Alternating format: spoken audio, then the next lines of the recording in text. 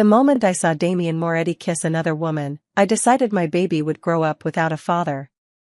The pregnancy test trembled between my fingers while rain hammered against the marble windows of the Romano Grand Hotel 32 floors above Manhattan. 2 pink lines. Bright. Unforgiving. Life-changing. My reflection stared back at me from the gold-trimmed mirror inside the women's restroom, pale skin, green eyes full of panic, blonde hair already falling apart from the 12-hour gala shift. I was 27 years old, exhausted, and suddenly carrying the child of the most dangerous man in New York. Somewhere beyond the closed bathroom door, violins floated through the ballroom while wealthy people laughed over champagne that cost more than my monthly rent in Queens. I pressed my hand against my stomach even though there was nothing there yet. Nothing visible. Nothing real enough for my brain to process. Damien didn't know. He couldn't know. The test nearly slipped from my fingers when the restroom door opened behind me. 2 women entered laughing softly about stock prices and charity auctions. I turned away quickly, hiding the test inside my coat pocket before slipping out into the hallway. The gala lights blinded me for a second. Crystal chandeliers shimmered overhead like frozen stars while Manhattan's elite drifted across the ballroom in diamonds and tailored tuxedos. And there he was. Damien Moretti stood near the grand staircase with one hand tucked into the pocket of his black suit pants, looking like power itself had taken human form. 6'3". Dark hair brushed neatly back. Ice blue eyes colder than the December rain outside. Every person around him adjusted themselves unconsciously when he entered a room. Men lowered their voices. Women stared too long.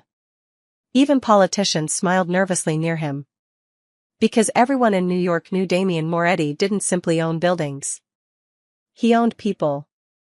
Fear followed him the way expensive cologne clung to his suits.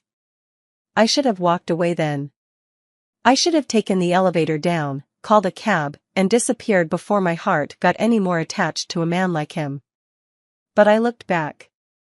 And that destroyed me. A brunette woman stepped in front of Damien near the staircase. Tall. Beautiful. Elegant in a silver gown that probably cost $10,000. She touched his tie lightly and smiled like she belonged beside him. Then Damien leaned down and kissed her. The ballroom noise vanished. Completely. My chest folded inward so hard I thought I might collapse right there between the champagne towers and orchestra music. He kissed her like she mattered. Like she was part of his world. And suddenly I understood what I had been to him this entire time. A secret. A distraction. A woman he visited after midnight when the city stopped watching. My fingers tightened around the pregnancy test inside my coat pocket until the plastic cracked. Heat burned behind my eyes, but I refused to cry there. Not in front of those people. Not where Damien could see me breaking apart. I walked quickly back into the restroom, locked myself inside a stall, and stared at the test one final time. 2 pink lines. Proof that my life would never be simple again. Then I tore it in half. Once. Twice. Again. Tiny pieces scattered onto the marble floor beside my heels while my breathing shook harder with every rip. Outside the stall, distant ballroom laughter echoed through the walls while rain slammed against the windows overlooking Manhattan. I pressed both hands over my mouth to stop myself from making a sound. Because the terrifying part wasn't the pregnancy. It was the realization that some part of me had actually believed Damien Moretti might love me back. I left the gala through the employee exit with rain soaking through my coat before I even reached the sidewalk. Manhattan blurred around me in streaks of yellow taxis and wet pavement while my chest still ached from the image of Damien kissing that woman beneath the chandelier lights. My hands would not stop shaking. I kept telling myself it did not matter. Men like Damien Moretti belonged to women in silver gowns and diamond earrings, not exhausted florists from Queens who still counted grocery prices before buying coffee creamer. But the lie tasted bitter now. Because somewhere along the way, I had started believing the way he looked at me meant something real. A black SUV rolled slowly past the curb beside me, and panic shot through my stomach so fast I almost turned around. But the tinted windows kept moving. Not Damien. Just another rich man hiding from the rain. I exhaled shakily and pulled my hood lower before hurrying toward the subway station 3 blocks away. The city smelled like cold concrete and cigarette smoke after midnight. Steam rose from the sidewalks while distant sirens echoed somewhere downtown. New York never really slept. It just changed masks after dark. By the time I reached my apartment in Queens, it was nearly 1 in the morning. My tiny studio greeted me with silence and flickering kitchen lights that needed replacing 2 months ago. I locked the door immediately and leaned against it, finally letting myself breathe. The room suddenly felt too small. Too warm. Too empty. I dropped my purse onto the couch and stared at the ultrasound pamphlet sticking halfway out from the side pocket. The clinic nurse had handed it to me 3 days earlier with a gentle smile while explaining prenatal vitamins and appointment schedules. I had not even processed the words properly back then. I had spent those 3 days trying to figure out how to tell Damien. Now I knew I never would. I walked into the bathroom and turned on the sink, watching water swirl over my trembling fingers. Mascara stains shadowed beneath my eyes. I looked exhausted already. Pregnancy. The word still felt unreal in my head. My mother used to say women always knew when their lives were about to change forever. If that was true, then maybe the ache in my chest tonight was not heartbreak. Maybe it was grief for the version of myself that still believed in fairy tales. My phone buzzed suddenly against the kitchen counter, nearly making me jump. Damien. His name lit up the screen like a warning sign. I froze. Once. Twice. 3 calls in less than 30 seconds. Then a text appeared. Where did you go? Another message followed immediately after. Claire. Answer me. I stared at the screen while my pulse hammered in my ears. Part of me still reacted to him automatically. The deep voice. The expensive suits. The impossible way he made every room feel smaller the second he entered it. Damien Moretti had spent the last 8 months tearing down every wall I had carefully built around myself. Soft dinners after midnight. Coffee delivered to my flower shop during long shifts. His hand resting quietly against my lower back while crossing crowded streets. Tiny moments that tricked me into forgetting who he really was. But tonight reminded me. Men like Damien did not belong to one woman. They belonged to power. To image. To entire worlds ordinary girls could never survive inside. My phone buzzed again. This time it was a voicemail notification. I should have deleted it immediately. Instead, I pressed play. Silence filled the apartment for 2 seconds before his voice came through low and controlled. Claire, where are you? The calmness frightened me more than anger would have. Because Damien only sounded that quiet when something mattered to him. Rain battered the windows harder outside while I pressed a shaking hand against my stomach. Then I opened my settings, blocked his number, and whispered the first real lie I had ever told myself about him. He will forget me. Damien Moretti did not panic often. Men like him survived because they stayed calm while everyone else lost control. But by sunrise the next morning, 3 untouched cups of espresso sat cold inside his Manhattan penthouse while he stared at the security footage from the gala for the 4th time. The city skyline stretched behind him through floor-to-ceiling windows washed silver by rain clouds, but Damien barely noticed it. His jaw tightened as the footage replayed again on the massive screen. Claire leaving the ballroom. Claire crossing the hallway with her head lowered. Claire disappearing through the employee exit at 12:14 a.m. alone. Run it back, he said quietly. Lorenzo, his head of security, exchanged a cautious glance with the other men before obeying immediately. Nobody ignored Damien when his voice sounded like that. The video rolled backward frame by frame until Claire paused briefly outside the ballroom restroom. Damien leaned forward slightly. Something about her face made his chest feel wrong. Pale. Shaken. Not angry. Hurt. He noticed details now that he had missed the night before. The way her fingers curled tightly against her coat pocket. The way she avoided looking toward the ballroom.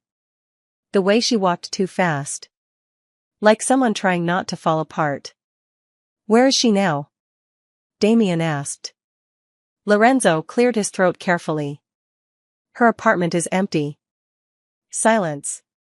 Dangerous silence. "Empty?" Damien repeated. "Her landlord said she left before sunrise." Neighbors did not see much. One suitcase. Maybe two. Damien stood slowly from his desk. 6'3" and perfectly composed in a charcoal suit, he still looked terrifyingly calm from the outside. But Lorenzo had worked for him long enough to recognize the shift happening underneath. Damien only became this quiet when something truly mattered. "Her flower shop?" Damien asked. "Closed this morning." "Phone?" "Disconnected." Damien looked toward the rain-covered skyline again while pressure built behind his ribs. Claire had vanished. Not emotionally. Completely. Like she had erased herself overnight. His eyes drifted back toward the paused security footage still glowing across the screen. Claire outside the restroom. One hand pressed strangely against her stomach beneath her coat. Something cold moved through him then. Instinct. Sharp and immediate. Damien turned abruptly. "The restroom," he said. Lorenzo frowned slightly. "Sir?" "After she left it." His voice hardened. "Who cleaned it?" 20 minutes later Damien stood alone inside the now empty VIP restroom at the Romano Grand Hotel. The marble counters gleamed beneath soft gold lighting while distant ballroom staff cleaned up the remains of last night's event somewhere downstairs. A manager hovered nervously near the doorway while Damien slowly scanned the room.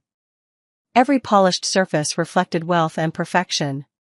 But Damien noticed the small things. A trash bag removed too quickly. A cleaning cart parked nearby. The nervous expression on the housekeeper's face when Lorenzo questioned her. Damien crouched beside the waste bin replacement beneath the counter while one of his security men handed him a sealed plastic evidence bag. "Found this." "Caught near the liner," the guard said quietly. Damien took the bag without answering. Inside sat tiny broken pieces of white plastic streaked with faint pink lines. For one full second, the world around him disappeared. The ballroom noise downstairs faded. The rain outside vanished. All Damien could hear was his own heartbeat. 2 pink lines. Pregnancy test. Claire. His fingers tightened around the bag while disbelief hit him first. Then realization. Then something far more terrifying. Hope. Raw and immediate. Damien closed his eyes briefly, and Claire's voice echoed through his memory from 3 nights earlier while she laughed softly across his kitchen island. "You would make a terrible father," she had teased. Damien had smirked back then. Probably. But now the thought of another man raising his child made something possessive and primal rise violently inside his chest. He opened his eyes again slowly. Ice blue and suddenly lethal. "Find her," he said quietly. Every man in the room straightened immediately. Damien stared down at the broken pregnancy test pieces in his hand while rain thundered against the hotel windows high above Manhattan. Then his voice dropped lower. Colder. "Before she disappears from me completely."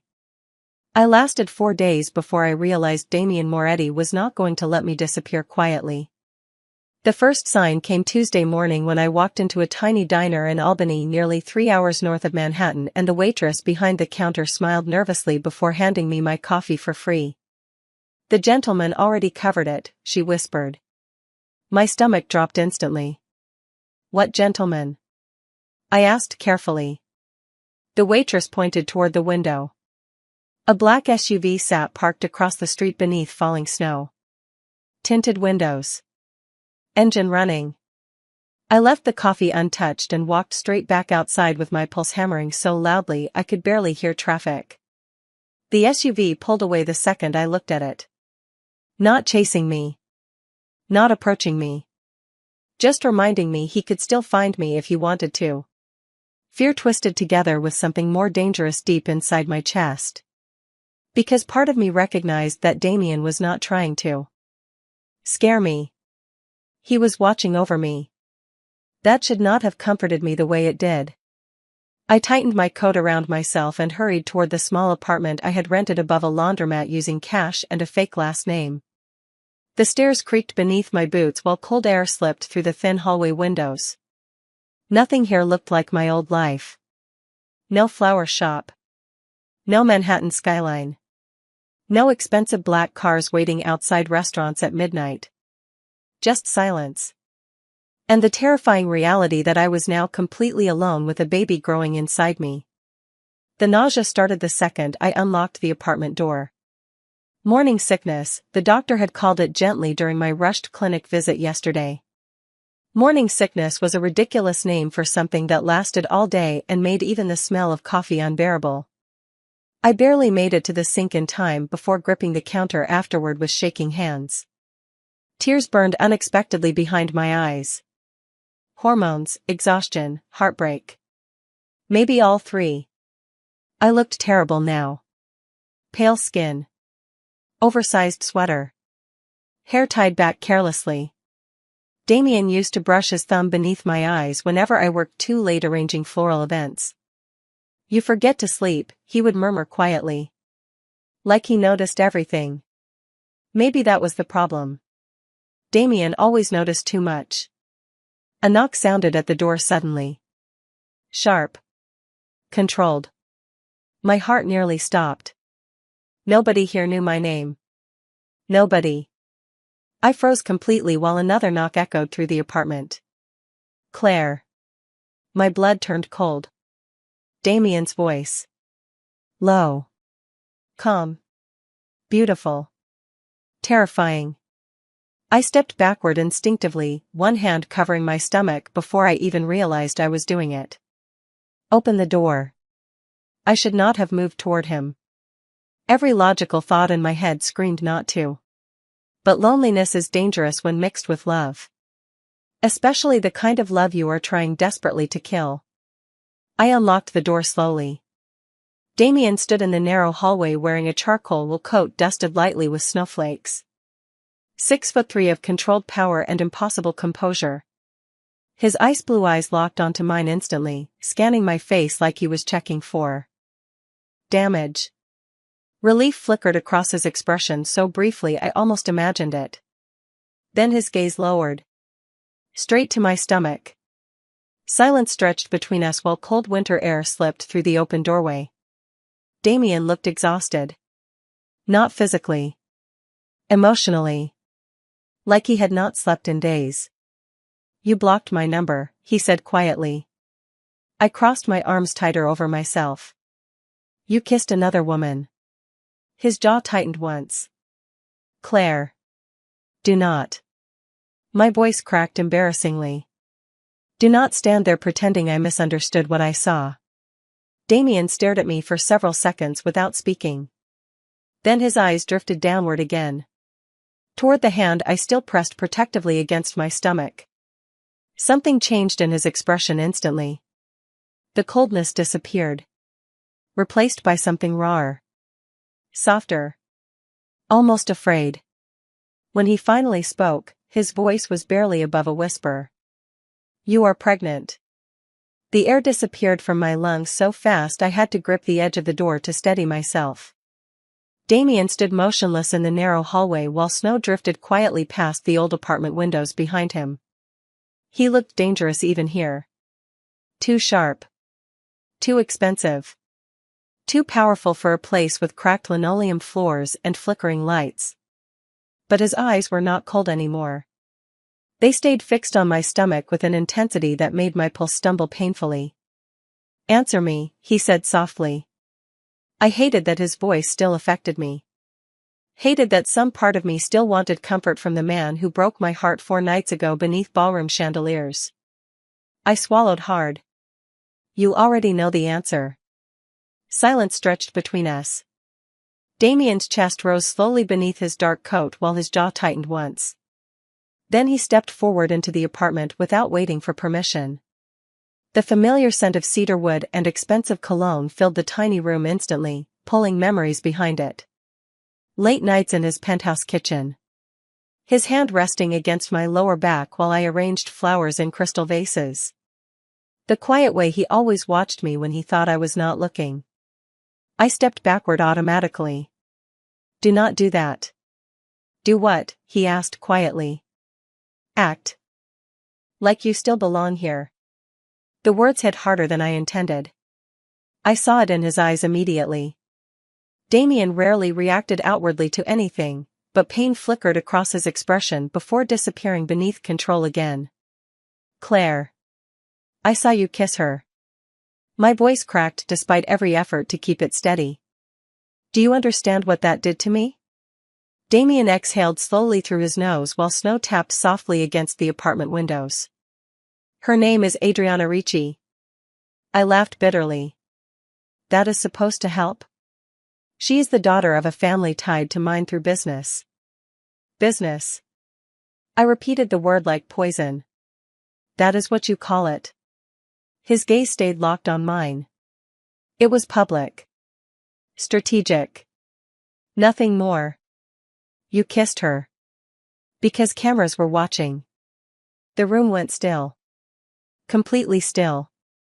Damien took one slow step closer while lowering his voice further. "There are people in my world who expect alliances, appearances, control. Adriana means nothing to me." I folded my arms tighter around myself, but my hands still trembled. "You should have told me." Something dark flashed through his expression then. Not anger. Regret. "I know. That hurt more than excuses would have." Because Damien Moretti almost never admitted fault. My eyes burned suddenly from exhaustion and hormones and too many sleepless nights. "I cannot do this with you," I whispered. "I cannot raise a child inside your world." Damien went completely still at the word child. Like hearing it aloud finally made everything real. His eyes lowered toward my stomach again, and this time the look on his face nearly shattered me. Wonder. Fear. Possession. All tangled together beneath his carefully controlled exterior. "How far along?" he asked quietly. "Almost 7 weeks." Damien closed his eyes briefly. One hand pressed against the back of his neck as if he suddenly could not breathe correctly. I had never seen him look uncertain before. Not once. Men twice his age feared him. Politicians listened when he entered rooms. Entire businesses rose or collapsed depending on his approval. But now he looked at me like the ground beneath his feet had shifted completely. "You left without telling me," he murmured. "I thought you were in love with someone else." His gaze snapped back to mine instantly. "Claire." His voice deepened. Rougher now. "There has never been anyone else." The honesty in it frightened me more than lies would have. Damien stepped closer again until only inches separated us. I could feel warmth radiating from him despite the cold air slipping through the old apartment walls. His eyes dropped once more toward my stomach before returning to my face. Then very carefully, like he was handling something fragile for the first time in his life, Damien reached toward me. His hand stopped just short of touching my coat. "Is the baby healthy?" I should have told him to leave. Every instinct inside me knew that letting Damien Moretti stay even 1 minute longer was dangerous. Men like him did not simply walk into your life. They consumed it slowly until nothing existed outside their orbit anymore. But exhaustion weakened people. Loneliness weakened them even more. And standing there in my tiny apartment while snow drifted silently outside, Damien looked less like the king of Manhattan and more like a man trying desperately not to break apart in front of me. His hand still hovered inches from my coat, waiting for permission he probably had never asked anyone for before. "The doctor said everything looks normal so far," I answered quietly. Relief crossed his face so fast it almost hurt to watch. Damien lowered his eyes briefly while exhaling through his nose like he had been holding his breath for days. Then he stepped back immediately, giving me space again. That surprised me. I had expected control. Orders. Demands. Instead, he looked around the apartment slowly, taking in the flickering kitchen light, the tiny couch beside the radiator, the cracked window above the sink leaking cold winter air. His jaw tightened slightly. You have been staying here? It is temporary. Claire. His voice dropped lower. This place is freezing. I am managing. Damien stared at the old radiator rattling weakly in the corner before removing his coat carefully and draping it over the back of the chair nearest me. Expensive black wool. Probably. Worth more than everything else in the room combined. Keep it on, he said when he noticed me about to protest. You are cold. I hated how quickly my body betrayed me by wanting the warmth. Silence settled between us again while snow tapped softly against the windows. Then my stomach twisted sharply without warning. Nausea rolled through me hard enough that I pressed a hand over my mouth and turned toward the sink immediately. Claire. Damien crossed the room in 2 steps. I am fine, I whispered hoarsely. I was absolutely not fine. Morning sickness crashed through me again while I gripped the edge of the sink harder, breathing unevenly. Embarrassment burned beneath my skin instantly. Nobody looks graceful getting sick in a tiny apartment with a mafia boss standing behind them. But Damien did not react with discomfort. Or impatience. Or disgust. Instead, he pulled my hair gently away from my face with one careful hand while the other steadied my shoulder. The touch was so unexpectedly tender it nearly destroyed me. Easy, he murmured quietly. Breathe. I closed my eyes tightly. His hand remained against my back until the nausea finally eased several minutes later. When I straightened slowly, exhausted and shaky, Damien reached for a glass beside the sink and filled it with water without speaking. Then he handed it to me carefully. Thank you, I whispered automatically. Damien watched me drink with an expression I could not fully read. Not cold. Not controlling. Something quieter. How long have you been feeling sick? He asked. A week. His jaw flexed slightly. And you have been here alone through all of it? I did not exactly have many options. Something dark flickered behind his eyes then. Guilt maybe. Damien looked away briefly toward the snow outside before speaking again. You should not be alone right now. I laughed softly, but there was no humor in it. That sounds dangerously close to concern. It is concern. The directness of his answer caught me completely off guard. Damien stepped closer slowly, close enough now that I could see exhaustion beneath his perfect composure. Light stubble shadowed his jaw like he truly had not slept in days. Claire, he said quietly, whether you want me or not is your choice. But that child is mine too. My pulse stumbled painfully at the softness in his voice when he said child. Not possession. Not control. Something deeper. More protective. Damien lowered his gaze toward my stomach again before speaking words so quietly I almost missed them. I already love someone I have never even met. I did not sleep after Damien left that night. The apartment still smelled faintly like his cologne hours later, cedarwood and winter air lingering in the tiny kitchen like a memory refusing to disappear. I sat curled beneath 2 blankets on the couch while snow continued falling outside the windows and replayed every word he had said over and over inside my head. I already love someone I have never even met. Men like Damien Moretti were not supposed to say things like that. They were supposed to talk about control. Legacy. Ownership. Not love. Especially not with that look in their eyes that made my chest ache every time I remembered it. By morning, exhaustion settled into my bones so heavily I could barely move. Pregnancy fatigue, the doctor had warned gently. Your body is working harder now. I understood that feeling completely. Even breathing felt heavier lately. Around 10 o'clock there was another knock at the apartment door. Panic hit me instantly until I checked the hallway peephole and froze in confusion instead. A gray-haired woman stood outside holding 3 grocery bags against her winter coat. Miss Bennet, she asked softly when I opened the door halfway. My name is Evelyn.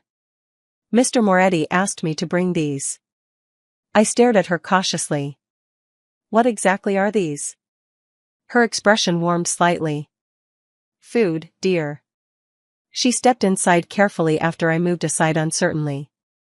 The apartment immediately looked smaller beside her elegant wool coat and polished leather gloves. Evelyn set the grocery bags onto the counter one by one while I watched in disbelief. Fresh fruit. Soup containers. Prenatal vitamins. Herbal tea. Crackers for nausea. Even ginger candies. My throat tightened unexpectedly. He sent all this? Evelyn smiled knowingly while removing another container from the bag. The man had 3 doctors arguing over vitamin brands at 7 this morning. I blinked. What? Mr. Moretti does not handle worry particularly well. A laugh escaped me before I could stop it. Small. Tired. Real. Evelyn glanced toward me with obvious satisfaction, like that reaction alone was worth the trip. He also wanted me to check your heating. My heating? Apparently he nearly had a heart attack seeing this apartment last night. Despite myself, warmth spread quietly through my chest. Damien always had concern beneath control. Expensive gestures. Silent protection. Care disguised as authority. It was the only language he truly knew how to speak. Evelyn spent 20 minutes fixing the rattling radiator while I sat wrapped in blankets sipping tea she had brought. For the first time in days, the apartment felt less lonely. How long have you worked for him? I asked eventually. Evelyn tightened something near the radiator valve before answering. Since he was 19. 19. Somehow that startled me. Damien always felt older than everyone around him. Like responsibility had carved years into him too early. Was he always? I searched carefully for the right word. Intense? Evelyn laughed softly. You mean terrifying? I was trying to be polite. Then yes. She straightened slowly before brushing dust from her gloves. But not with people he loves. The room fell quiet. I looked down into my teacup while snow drifted gently beyond the windows. Love. The word frightened me now more than anything else. Because Damien made me believe impossible things too easily. My phone buzzed softly against the couch cushion beside me, pulling me from my thoughts. One new message. Unknown number. I opened it carefully. A photo filled the screen instantly. Tiny white baby shoes sitting inside a luxury department store display. Beneath it, a message appeared. Too early? I stared at the screen in complete disbelief. Then another message followed immediately after. I have absolutely no idea what I am doing. A laugh escaped me unexpectedly. Real this time. Warm enough that tears suddenly burned behind my eyes. Because somewhere in Manhattan, Damien Moretti was probably standing inside an expensive baby store looking completely out of place while trying to prepare for a child he never expected to have. And for the first time since seeing him kiss another woman beneath those ballroom lights, my heart did something dangerous. It softened. 3 weeks later, I was standing in the baby aisle of a department store in Albany arguing quietly with Damien Moretti about stroller colors while snow fell outside the windows. Sometimes life changes so slowly you barely notice it happening. Other times it happens all at once. Damien had started visiting every few days after that first night at my apartment. At first he only stayed for an hour. Bringing groceries. Fixing things that broke. Sitting across from me at the tiny kitchen table while pretending not to worry every time I looked tired. Then somehow his visits became part of my routine. Morning texts asking if I had eaten breakfast. Doctor appointments where 6'3" Damien sat silently beside me looking deeply suspicious of every medical pamphlet. One terrifying attempt at assembling a crib that ended with him muttering Italian curses beneath his breath while I laughed so hard I cried. He still terrified most people without trying. But with me, with this baby, Damien was careful in ways that almost hurt to witness. Like he was constantly afraid one wrong move would make me disappear again. "Gray," he said now while examining 2 strollers with the seriousness of a business negotiation. "Black shows dirt less." I folded my arms over my growing stomach. "We are buying a stroller. Not planning a military operation." Damien looked entirely unimpressed by my sarcasm. "Children are messy. You have never even held a baby before." "That is not true." I raised an eyebrow. Damien paused. "Fine. Once." "How old were you?" 8. A laugh escaped me before I could stop it. Damien watched me carefully then. The soft sound clearly affecting him more than he wanted to admit. Moments like this still surprised me. The way his entire expression changed whenever I smiled. Like some cold-locked part of him only thought around me. We were halfway toward checkout when Damien's phone buzzed in his coat pocket. The shift happened instantly. 1 second he was arguing over stroller wheels. The next his entire body stiffened subtly. Mafia boss. Power. Danger. All returning beneath the surface in one quiet breath. He glanced at the screen once before silencing the call immediately. "You should answer that," I said carefully. "It can wait." But his jaw tightened slightly.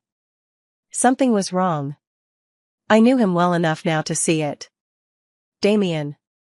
His eyes met mine finally. Ice blue and unreadable again. "There are complications in the city." The vague wording only made my stomach twist harder. "Complications?"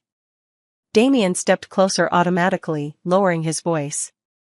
"Nothing that concerns you. You do realize that sentence never comforts anyone." For a second, I thought he might actually smile. But it vanished quickly. Another call vibrated against his phone. Then another. Damien ignored both. "We are leaving," he said quietly. "Now." Unease slid down my spine immediately. The parking garage beneath the store felt too quiet when we entered it minutes later. Concrete walls. Flickering overhead lights. Cold air echoing through empty spaces. Damien's hand rested firmly against the small of my back while guiding me toward the black SUV waiting near the elevator. Protective.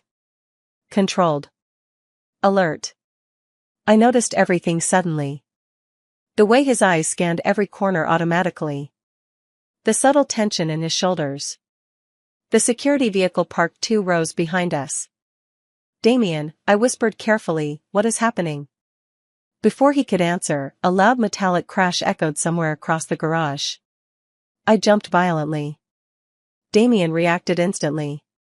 One arm wrapped around me while pulling me tightly against his chest as he positioned himself between me and the sound without hesitation. "Stay behind me," he ordered quietly. My heart slammed painfully against my ribs. Footsteps echoed briefly somewhere in the distance, followed by raised voices I could not fully hear. Then silence again. Heavy. Wrong. Damien's security team moved quickly near the elevators while speaking low into earpieces. Damien never took his eyes off the garage around us. But his hand remained locked protectively over my stomach the entire time. Then I felt it. A faint trembling beneath his fingers. Not fear for himself. Fear for us. And suddenly I understood something terrifying about Damien Moretti. The most dangerous man I had ever known was no longer afraid of losing power. He was afraid of losing his family. 8 months later, the first thing Damien Moretti said when our son was born was not a command. Not an order. Not even my name. It was a broken whisper I barely heard through my exhaustion. "He is so small." Rain pressed softly against the hospital windows overlooking Manhattan while dawn painted the city silver and pale blue beyond the glass. Everything smelled like antiseptic and warm blankets and the strange overwhelming reality that our lives had changed forever. I lay exhausted against the hospital pillows with our newborn son resting carefully against my chest while Damien stood beside the bed completely motionless. Terrified. That was the only word for it. The man who controlled half of New York looked absolutely terrified to touch his own child. You can hold him, I whispered softly. Damien stared at the baby like someone had placed the entire world into his hands without warning. Then very slowly, almost nervously, he sat beside me on the edge of the hospital bed. I had seen Damien Moretti in rooms filled with politicians, billionaires, and men feared across the entire East Coast. He never hesitated. Never looked uncertain. But now his large hands hovered awkwardly near the baby blanket while panic flickered behind his ice blue eyes. What if I do it wrong? He asked quietly. The question nearly shattered me. Because Damien had spent his entire life pretending fear did not exist. Yet here he was asking permission to hold something fragile. I smiled tiredly before guiding our son carefully into his arms. Damien inhaled sharply the second the baby settled against his chest. Silence filled the room instantly. Heavy. Emotional. Sacred somehow. Our son blinked sleepily beneath the hospital lights before curling one tiny hand around Damien's finger. And just like that, the most feared man in Manhattan completely fell apart. I saw it happen in real time. The walls. The coldness. The armor he had worn his entire life. Gone. Damien lowered his head slowly while staring at our son with an expression so overwhelmed it almost looked painful. His eyes glistened faintly beneath the soft morning light. Hey there, little man, he whispered hoarsely. I have been waiting for you. Tears burned behind my eyes instantly. Because nobody else would ever understand what it meant hearing tenderness come from a man like Damien Moretti. He looked up at me finally, still holding our son carefully against his chest. He has your eyes, he murmured. Thank God. I laughed softly through tears while Damien smiled for the first time in what felt like forever. A real smile. Warm enough to change his entire face. The hospital room suddenly felt smaller around us. Quieter. Like the outside world no longer mattered beyond those windows. Damien looked back down at the baby again before brushing one careful finger across the tiny blanket near his cheek. I spent my whole life building walls, he said quietly. Money. Power. Control. I thought those things made a man untouchable. His voice roughened slightly. Then you walked into my life carrying flowers and arguing with me about coffee. I smiled tiredly. You were rude about my coffee order. Your coffee order was terrible. I laughed again softly while our son stirred sleepily between us. Damien's expression softened instantly as he looked down at him. Protective already. Completely gone for this child. And maybe for me too. Outside, Manhattan continued waking beneath gray winter skies. Car horns echoed faintly far below the hospital tower while snow melted slowly along the streets where Damien once ruled through fear and reputation. But inside this quiet room, none of that power mattered anymore. Because the man sitting beside me was no longer just a mafia boss feared by an entire city. He was a father staring at his son like he had finally found the only thing in life worth protecting gently. And watching him hold our baby for the very first time, I realized something beautiful about love. Sometimes the most dangerous men are not saved by power. Sometimes they are saved by finally having someone they are afraid to lose.